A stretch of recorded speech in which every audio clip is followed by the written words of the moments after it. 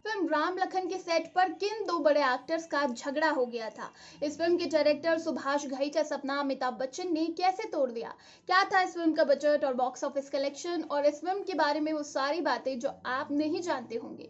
Hello friends, मैं हूं सोनिका जुयाल। आप देख रहे हैं बॉलीग्राफ स्टूडियोज और आपकी ही डिमांड पर मैं ये वीडियो लेकर आई हूँ, क्योंकि आप ही ने कहा था कि राम लखन के इंटरेस्टिंग फैक्ट्स के बारे में जानना है, तो ये वीडियो आखिरी तक जरूर देखिए। तो दोस्तों, ये फिल्म रिलीज हुई थी साल 1989 में और इसमें लीड एक्टर्स थे अनिल कपूर, जैकी श्रॉफ, डिम्पल कपाड़िया और माधुरी दीक्षित। इनके अलावा राखी, गुलशन ग्लोवर, अनुपम खेर, ये सारे एक्टर्स इस फिल्म में थे और इस फिल्म में इन सभी ने मिलकर चार चांद लगा दिए थे। ये उस दौर की सुपरहिट फिल्म थी और आज के दौर की बॉलीवुड कल्ट क्लासिक फिल्म मानी जाती है। और इस फिल्म का डायरेक्शन सुभाष घई ने किया था और म्यूजिक डायरेक्शन किया था लक्ष्मीकांत प्यारेलाल की जोड़ी ने। दोस्तों, इस फिल्म में कुल मिलाकर 7 गाने थे। सातों गाने सुपरहिट हुए। पॉपुलर गानों की बात करें तो माय नेम इज लखन, तुझे याद किया, राम जी बड़ा दुख दीना और मेरे दो अनमोल रतन, ये चारों गाने सुपर डुपर हिट हैं। आज भी इन गानों को याद किया जाता है। और माय नेम इज लखन जो गाना था वो अनिल कपूर पर फिल्माया गया था और उनका सिग्नेचर स्टेप बहुत पॉपुलर हुआ था इस गाने का। और ये गाना शादियों में ना बजे और उस स्टेप को कॉपी ना किया जाए, ऐसा हो ही नहीं सकता। साथ ही ये जब भी अनिल कपूर किसी स्टेज शो करते हैं, किसी स्टेज पर आते हैं, तो उनसे ज़रूर कहा जाता है कि सर ये स्टेप तो आपको करना ही होगा। और अनिल कपूर भी उसी जिंदा दिली से स्टेप को करते हैं, क्योंकि आज भी वो बहुत एनर्जेटिक है और उन्हें आज भी बहुत यंग माना जाता है, क्योंकि अपने फिटनेस का बहुत ख्याल रखते हैं। साथ ही एक और गाना है तुझे याद किया, तो इसकी कोरियोग्राफी जो की थी वो इस फिल्म के डायरेक्टर सुभाष घई ने की थी, क्योंकि उस वक्त कोरियोग्राफर वहां पर मौजूद नहीं थे, तो उन्हें ही कोरियोग्राफ करना पड़ा था ये गाना। और एक सीन अगर आपको याद हो तो मोटरसाइकिल पर सुभाष घई बैठे होते हैं और इस गाने की कुछ लाइनें भी गाते हैं। तो ये जो गाने की कोरियोग्राफी की थी बहुत खूबसूरती से की गई थी। इस गाने को फिल्माया गया था जैकी श्रॉफ और डिम्पल कपाड़िया में। गाने के दौरान डिम्पल कपाड़िया जैकी श्रॉफ से बात करती होती है, जैकी श्रॉफ की तस्वीर से बात कर रही होती है, तो अचानक जैकी श्रॉफ भी तस्वीर से प्रकट होते हैं और वो भी बात करने लग जाते हैं। तो ये जो स्टाइल था वो बाद में बहुत कॉपी किया गया। आजकल टिकटॉक पर बहुत वायरल हो रहा है ये गाना, और साथ ही ये जो स्टाइल है वो कॉपी किया जा रहा है। हाल ही में शिल्पा शेट्टी ने भी इसे कॉपी किया है और वो राज कुंद्रा के साथ ये गाना गाती हुई नजर आ रही है। तो बहुत सुपरहिट ये गाने थे। दोस्तों, इस फिल्म के डायरेक्टर सुभाष घई इससे पहले एक फिल्म करना चाहते थे, देवा नाम की वो फिल्म थी और ये फिल्म उनका ड्रीम प्रोजेक्ट हुआ करता था। इस फिल्म में उन्होंने अमिताभ बच्चन को कास्ट किया था और इस फिल्म की शूटिंग भी शुरू हो चुकी थी।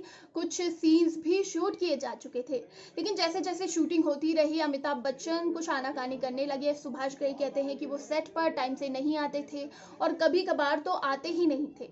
तो इस बारे में सुभाष घई ने अमिताभ से बात की और धीरे धीरे इनके बीच आनाकानी बढ़ने लग गई और तकरार बढ़ने लग गई। इन दोनों के बीच ईगो आने लग गया। उसके बाद अमिताभ बच्चन ने अपनी डेट्स किसी और प्रोड्यूसर को दे दी और वो किसी और फिल्म की शूटिंग शुरू कर चुके थे। जब ये बात सुभाष घई को पता चली तो बहुत नाराज हुए और मद्रास पहुंच गए, जहां पर अमिताभ बच्चन अपनी फिल्म शहंशाह की शूटिंग कर रहे थे। इस वक्त भी इन दोनों के बीच बहुत तकरार हुई और उसी वक्त सुभाष घई ने ये फिल्म बंद करने का फैसला ले लिया। बाद में जो बोनी कपूर थे उन्होंने सुभाष घई को समझाया। उन्होंने कहा कि ये बहुत बड़ी फिल्म थी और अब तक बहुत खर्चा इस फिल्म में हो चुका है। इस खर्चे की भरपाई हमें करनी पड़ेगी, आपको करनी पड़ेगी। और इसके लिए उन्होंने राम लखन नाम की ये फिल्म बनाई जो सुपर हिट हो गई। और इस फिल्म की कास्टिंग को लेकर भी बहुत कहानियां आती है। इस फिल्म की कास्टिंग के लिए पहले जो लखन का रोल था वो गोविंदा और मिथुन को ऑफर किया गया था, लेकिन किन्हीं कारणों से ये रोल उन्होंने नहीं किया। और साथ ही जो राम का रोल था वो शत्रुघ्न सिन्हा को ऑफर हुआ था, लेकिन उस वक्त वो अपने बिजी शेड्यूल के कारण इस फिल्म को नहीं कर पाए।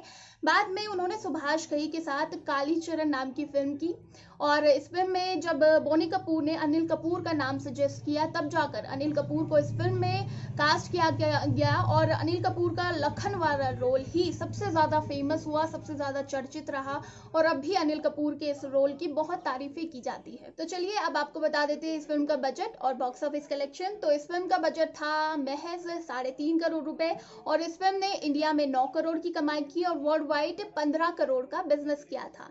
और साल 1989 की ये सेकंड हाईएस्ट ग्रॉसिंग यानी दूसरे नंबर पर सबसे ज्यादा पैसा कमाने वाली फिल्म बन गई थी। पहले नंबर पर थी मैंने प्यार किया और तीसरे नंबर पर थी त्रिदेव और इसको 6.7 की IMDb रेटिंग भी मिली थी। और इस फिल्म की शूटिंग के दौरान का एक किस्सा बहुत मशहूर है जिसमें अनिल कपूर और गुलशन ग्लोवर की लड़ाई हो गई थी। दरअसल एक शूट था जिस दौरान गलती से अनिल कपूर के हाथ से गुलशन ग्लोवर की आंख में लग गई थी और गुलशन बहुत सीरियस हो गए थे, बहुत भड़क गए थे, शायद उनको ज़्यादा चोट लग गई हो। उसके बाद इन दोनों की लड़ाई हुई। उस वक्त अनिल कपूर चुप रहे क्योंकि उनकी गलती थी, उन्हें महसूस हो रहा था। लेकिन बाद में गुलशन ग्लोवर बहुत ज़्यादा भड़क गए और उनके घर तक पहुंच गए अनिल कपूर के।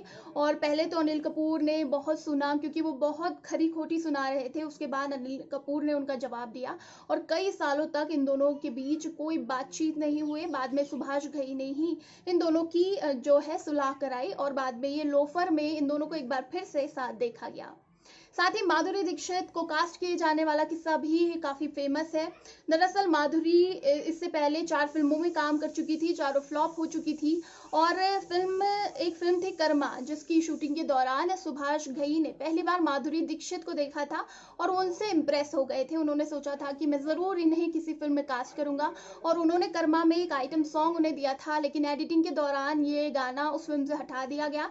लेकिन बाद में उन्हें राम लखन में काम करने का मौका मिला और इसी फिल्म से वो सुपर डुपर हिट हो गई। माधुरी दीक्षित को बहुत पसंद करने लगे लोग और साथ ही उन्होंने सुभाष घई के साथ फिर कई फिल्में की, तेजाब की, राजा बेटा की, ये सारी सुपर हिट रही। और तेजाब में 1, 2, 3 जो गाना था उनका आइटम सॉन्ग वो भी सुपर डुपर हिट रहा और आज भी बहुत पसंद किया जाता है माधुरी दीक्षित के इस गाने को। साथ ही सुभाष घई और माधुरी दीक्षित का एक और किस्सा मशहूर है।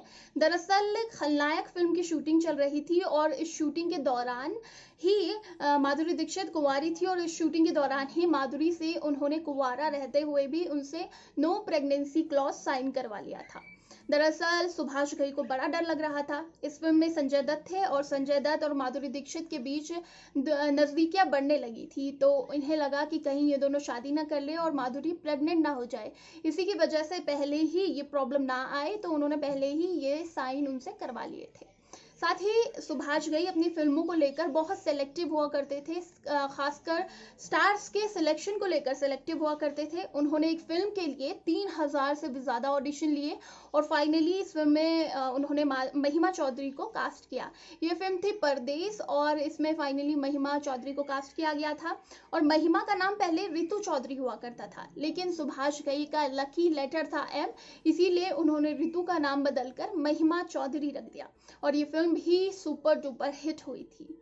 दोस्तों सुभाष घई बहुत टैलेंटेड है, जैसे कि मैंने आपको बताया इस फिल्म में भी वो एक कोरियोग्राफर की तरह काम कर चुके हैं, लेकिन फिल्म कर्ज में भी उन्होंने कोरियोग्राफी की है। इस फिल्म में ऋषि कपूर थे और गाना था दर्दे दिल। उस वक्त भी कोरियोग्राफर अवेलेबल नहीं थे, इसीलिए सुभाष घई ने इस गाने को कोरियोग्राफ कर लिया था। लेकिन जो चिंटू जी थे यानी ऋषि कपूर, उन्हें भरोसा नहीं था सुभाष घई में और वो डर रहे थे। लेकिन जब ये गाना कोरियोग्राफ हुआ और जब ये फिल्म रिलीज हुई, गाना रिलीज हुआ तो सुपर डुपर हिट रहा। तो उसके बाद चिंटू जी को एहसास हुआ कि मैंने इनकी काबिलियत पर शक किया, तो सुभाष घई को मिले और उन्होंने इस बारे में बताया और उन्होंने माफ़ी भी मांगी कि उस वक्त वो गलत थे। तो ये तमाम बातें थी जो राम लखन से जुड़ी हुई थी। आपको ये जानकारियाँ कैसी लगी हमें ज़रूर बताइए और साथ ही किस फिल्म के बारे में आप जानना चाहते हैं हमें नीचे कमेंट सेक्शन में बताइए, ताकि जल्द से जल्द मैं अपनी अगली वीडियो आपके लिए लेकर आऊँ। और इसी तरह के दूसरे वीडियोस के लिए सब्सक्राइब करें हमारे चैनल बॉलीग्राफ स्टूडियोज़ को।